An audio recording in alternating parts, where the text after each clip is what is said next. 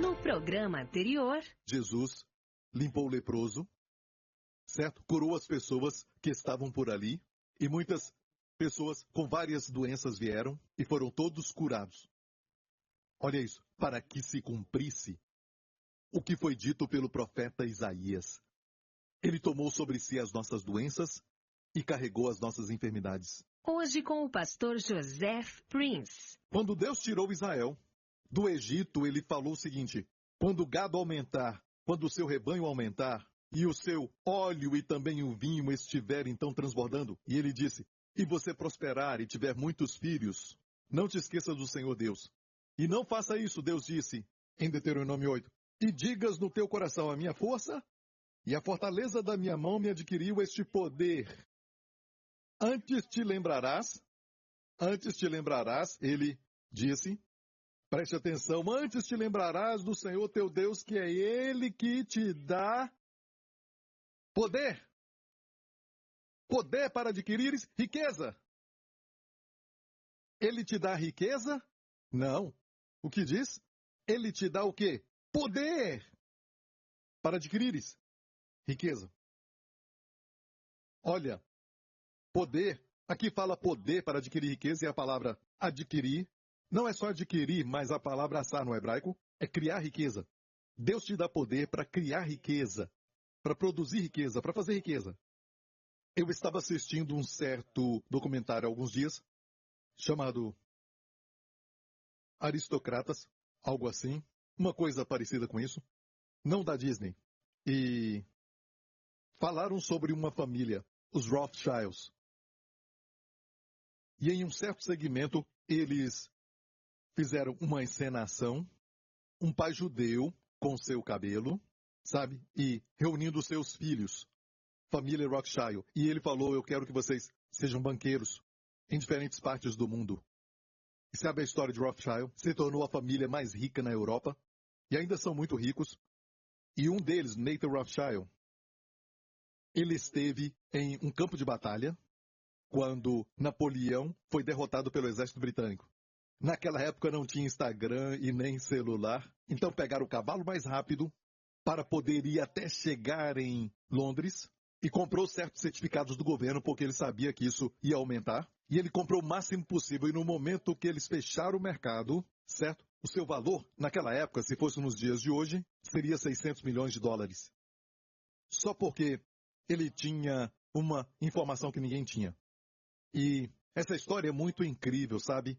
Mas mostrar os Rothschild nos dias de hoje. O quarto da linhagem, o quarto descendente, um homem já idoso. E ele disse, somos parte da cultura britânica, mas ao mesmo tempo não. E a filha disse, porque somos judeus.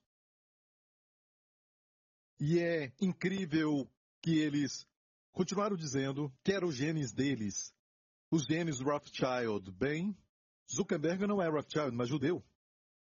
Zuckerberg, o fundador do Facebook. E se falar de experiência, ele não tinha nenhuma. Mas ele produziu algo que criou riqueza, sem saber que existe um coac. Olha, a palavra no hebraico ali é coac. Certo? Poder. Coac. Para adquirir riqueza. E este, sabe, coac, este poder é invisível. Amém? Não é uma marca na cabeça. Sabe? É invisível.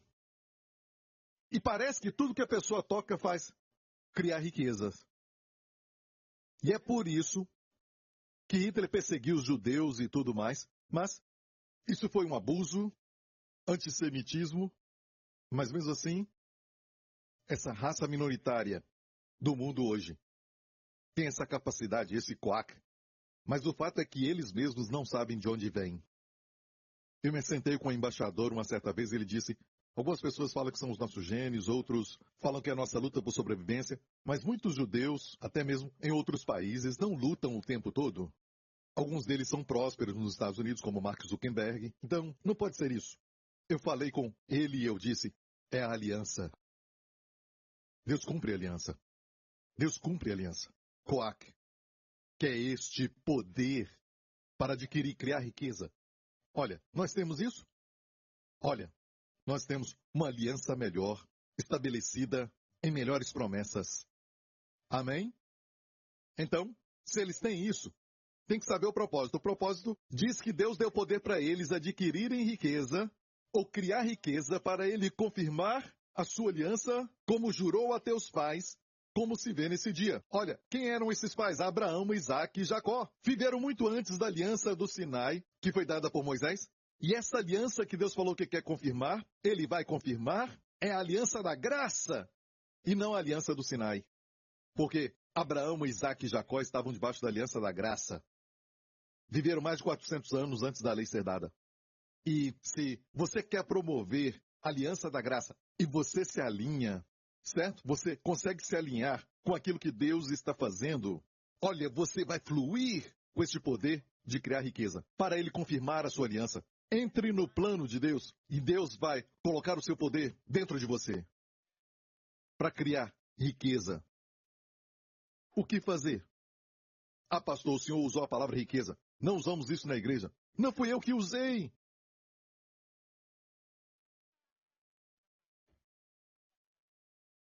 Leia a Bíblia, igreja. O problema é que você ouve aquele homem e você ouve aquela outra pessoa que fala do final dos tempos e tantos ensinamentos sobre os finais dos tempos que só trazem desespero. Vá para a Bíblia. Veja o que ela fala sobre isso, sobre o arrebatamento. E veja nas cartas de Paulo, quase todas as cartas, exceto Gálatas, certo? Em todas as outras ele fala sobre a vinda de Cristo, a aparição de Cristo, como a nossa esperança. E até isso aqui. Vá para a Bíblia e investigue. Não uma denominação, nem mesmo o pastor Prince. Veja o que está na Bíblia. Amém? E temos isso hoje, sim. Sabe por quê? Os que ensinam que a igreja só tem bênçãos espirituais. Israel tem bênçãos materiais. Muito rebanho, muito gado, ouro, prata. Eles não entendem que esses são resultados da bênção espiritual. Temos a bênção espiritual, sim. A bênção espiritual é perdão dos pecados. E qual o resultado? Nada de estresse, paz, saúde para o corpo. Amém? Não é? O perdão, a justiça de Deus, o que isso produz? Isso produz evidências físicas. Até o comportamento. Amém? Você não sai por aí procurando, sabe, a mulher de um outro homem ou o marido de outra mulher? Você não trai? Você não sonega impostos? Você dá para César o que é de César e dá para Deus o que é de Deus? Mesmo quando acha que foi traído por alguém, você sabe que Deus vai te abençoar. Deus é maior do que o engano de alguém. Você não desce ao nível deles. Eu já fui enganado. Já mentiram para mim.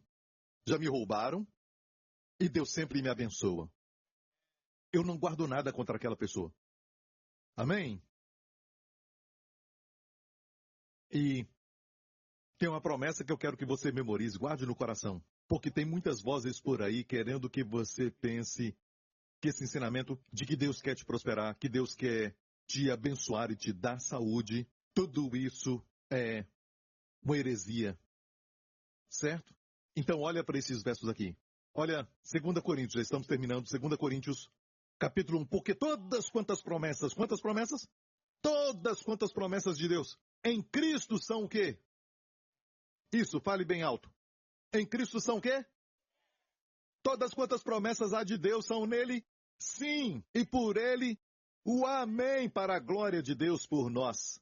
Sabe quando você diz sim, e não talvez é para nós, eu não sei. Alguém diz que não é para nós hoje, não tem um sim ali.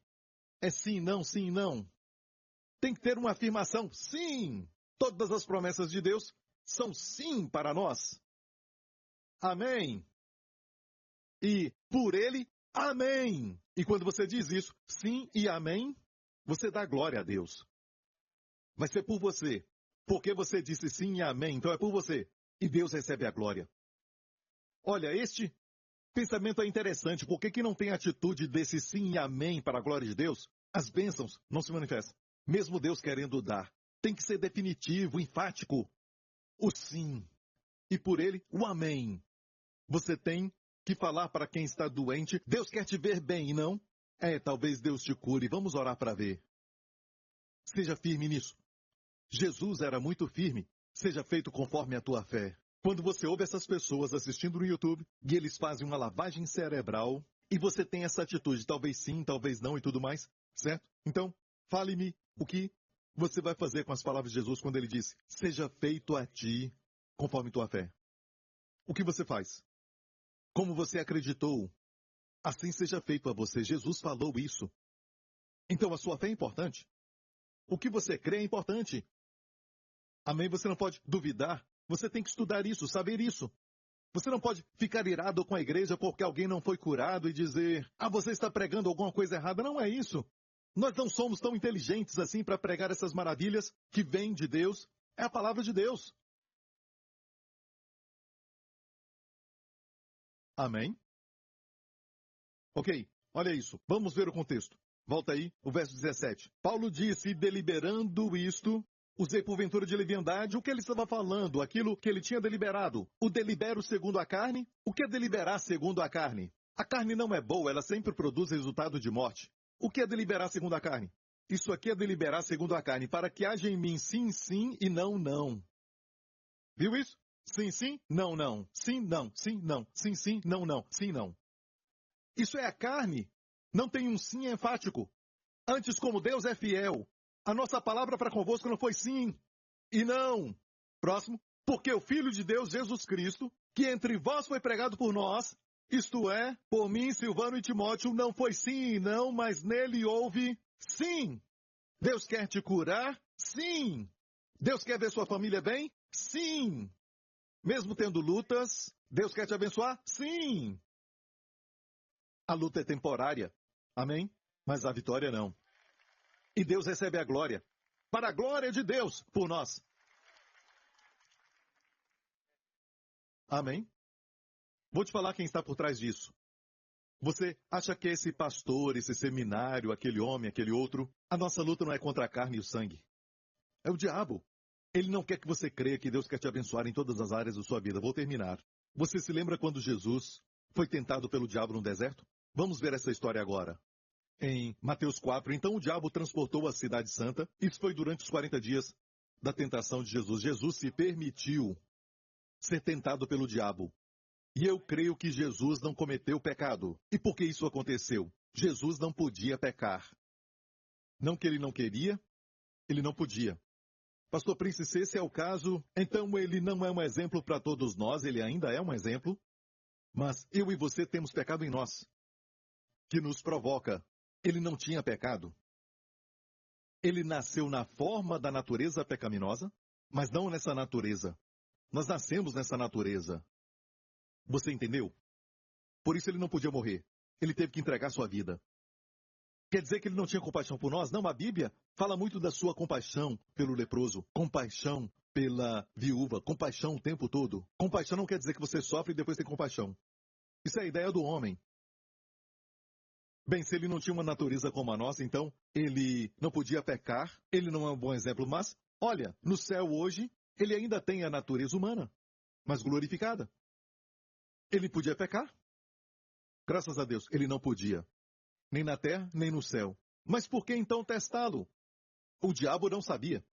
Eu não sei se o diabo sabia quem ele era ou não, mas o diabo, na verdade, é um tolo. É assim, se eu falar para você, olha, eu tenho uma barra de ouro aqui. É a razão para a tentação de Jesus. Eu digo, essa barra de ouro é verdadeira. Você diz, pastor Prince, eu não acho que essa barra de ouro é verdadeira. Você comprou, sabe, ali, sabe? Aquele lugar de comprar coisas usadas? Aquele bazar, algo assim? Olha bem. Eu não conheço nenhum. Algum brechó por aí, ok? E eu digo, não, é verdadeiro. Isso aqui é uma barra de ouro puro. Não, pastor Prince, mas é ouro sim.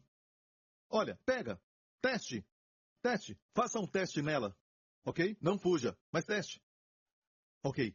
Alguns dias depois volta. Uau! Isso é ouro puro. Então o teste não é para mostrar impureza. Deus sabia que Jesus era ouro puro. Deus sabia. Ele permitiu a tentação porque o homem não sabia. Ele era impecável. Graças a Deus por isso. Se ele não fosse impecável, teríamos acabado. Porque ele podia pecar ainda hoje no céu, naquele corpo. Graças a Deus ele não pode pecar. E ele não vai pecar, E ele não pecou porque não queria pecar. Ele não pecou porque não podia pecar. Que Salvador! Então aqui na tentação, o ouro foi provado. E o diabo o levou à cidade santa, o colocou no pináculo do templo. E eu sei que isso é de muita polêmica, se Jesus podia pecar. Mas eu tenho essa posição sobre a impecabilidade de Cristo. E tem as suas ramificações quando você crê, certo? Sabe? Você exalta a Cristo mais do que as outras pessoas. Você tem resultado na sua vida. Mas eu te falo isso. Eu estudei muito sobre isso. Então, olha, não escreva para mim, ok? Então o diabo transportou a cidade santa e colocou-o sobre o pináculo do templo e disse-lhe, se tu és o filho de Deus. Sabe, o pai tinha falado para Jesus quando ele saiu do rio Jordão, depois do batismo por João. O pai disse, tu és o meu filho amado. Muitos anos atrás, o Senhor me mostrou algo sobre o diabo na tentação de Jesus no deserto, que ele falava a mesma coisa. A tentação mudava, mas o tema era se tu és o filho de Deus. O diabo não falava a palavra amado. O pai disse, tu és o meu filho amado. Amado, desejo que prosperes em tudo. Deus quer que você saiba que é amado. O diabo não quer isso. Então, olha, pregue mais sobre este amor. Que Deus te ama, amém? Amém? O diabo não falou essa palavra. Agora muitos pregam na América e tudo mais, mas a fonte disso foi aqui. Certo? Foi uma revelação que Deus me deu anos atrás. E quem estiver pregando essa mensagem agora, saiba que você está usando minha revelação. Isso veio fresco do céu. Se tu és o filho de Deus. Ele não falou se tu és o filho amado.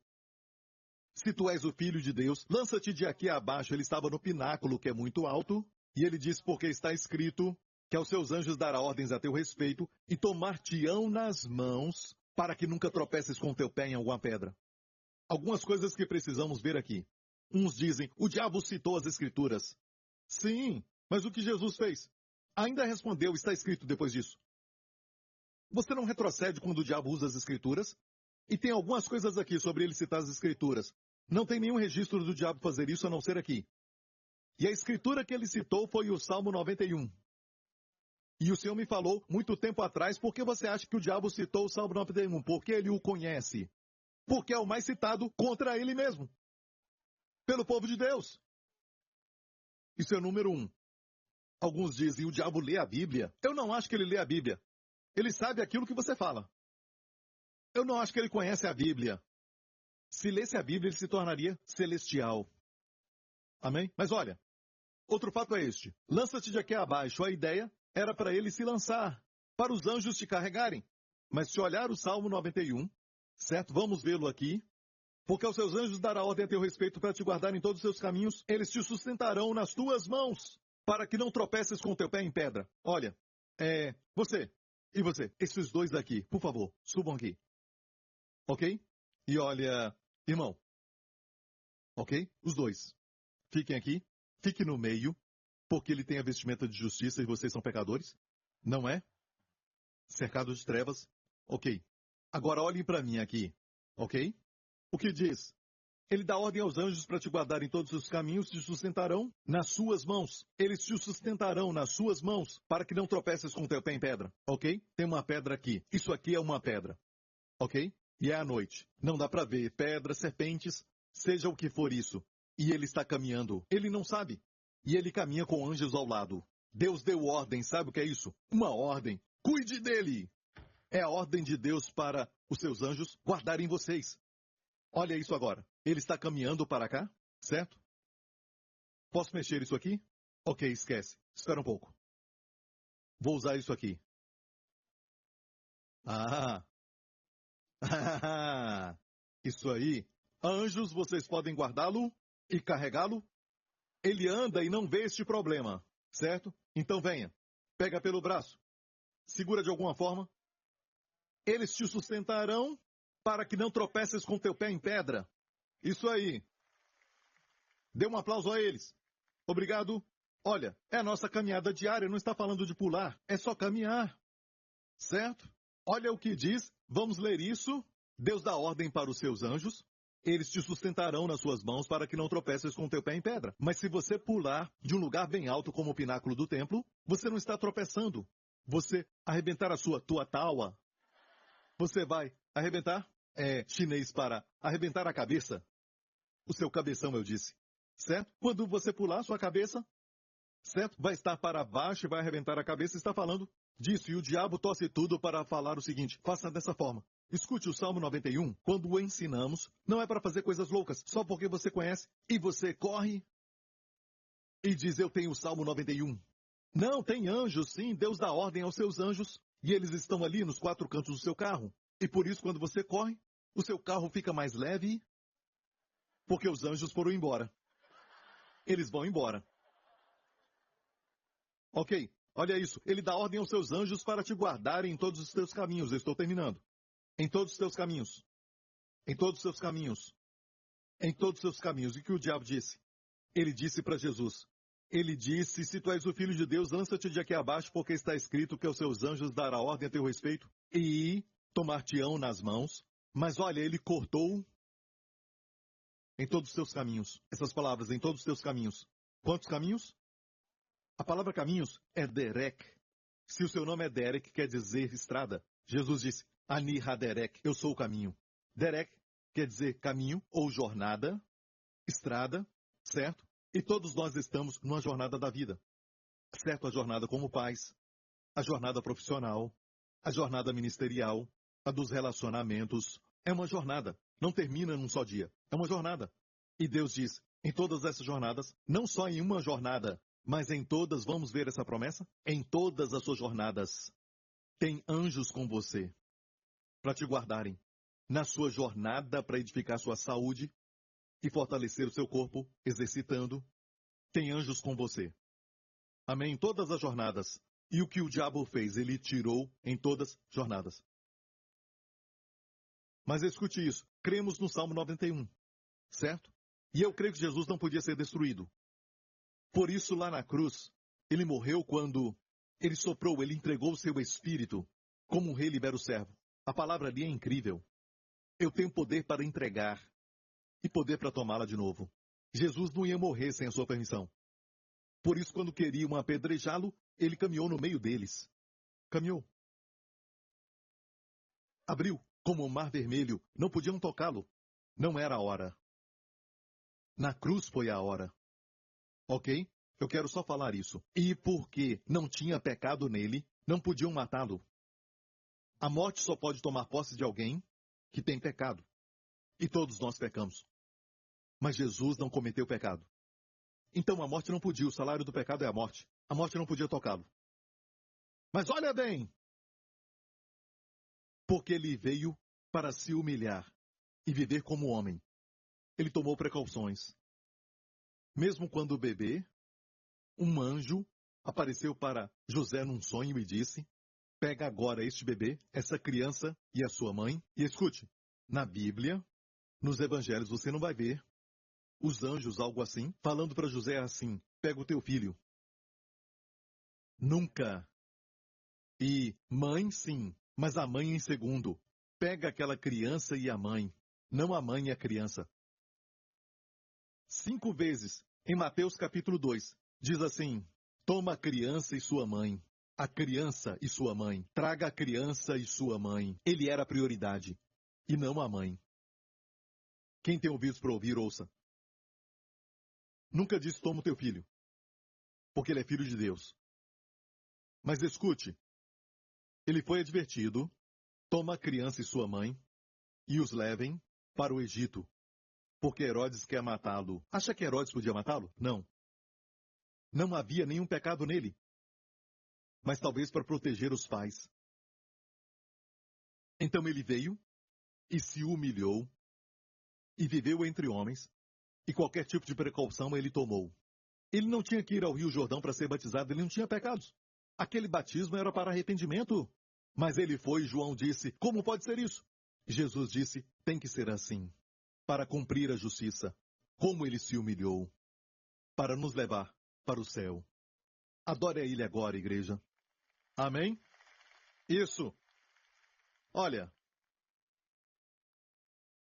quero terminar dizendo: como podemos experimentar isso? Eu sei que Deus nos deu todas as bênçãos espirituais nos lugares celestiais. Como podemos experimentar? Então isso, de uma maneira física tangível. Sabe como? Descobri que quanto mais eu conheço Jesus, quanto mais vejo Jesus, mais abençoado sou. E não é assim, se eu não vejo Jesus, Deus então não vai me abençoar. A Bíblia diz, Deus abençoou, passado, a nós com toda a bênção espiritual. Mas quando eu vejo Jesus, a bênção se manifesta. E tem um verso para isso. Se você me perguntar, Pastor Prince, os judeus têm esse poder para adquirir riqueza. Nós também temos. Se queremos confirmar a aliança da graça, temos que ter isso. E como isso vem? Eu vou terminar com essa última passagem. 2 Pedro, capítulo 1. Vamos ler esses dois juntos. Graça e paz vos sejam multiplicadas pelo conhecimento de Deus e de Jesus, nosso Senhor. Eu vou ler para você do jeito que um judeu leria. Hased ve shalom. Graça e paz. E esse shalom não quer dizer só paz na mente, saúde. Shalom também é plenitude. Shalom também é bem-estar. Então, ficamos, tão acostumados com palavras que esquecemos a raiz no hebraico. E Pedro era judeu. Ele escreveu para os judeus crentes também. E nós, gentios crentes, podemos, nos beneficiar disso. Mas ele usou a graça, Hased, ve shalom, graça. Quantos querem mais favor na sua vida? O favor imerecido. Quantos querem mais saúde, mais shalom, mais paz, mais bem-estar, mais plenitude? Como isso vem? Como isso é multiplicado? Só vem pelo conhecimento de Deus e de nosso Senhor Jesus. Porque Jesus é Deus, Ele é o Senhor. Quanto mais conhece Jesus, conhecimento ali é epinosis, que é epic, que é cheio. Gnosis é conhecimento, é o pleno conhecimento, é revelação. Mas a revelação de Jesus, você tem que orar para participar de um ministério que revela Jesus. No próximo programa... Quando você conhece Jesus, a graça e a paz, amém, favor e plenitude são multiplicados. Amém? Meu amigo, creio que você foi abençoado pelo amor e graça do Senhor Jesus Cristo. Se você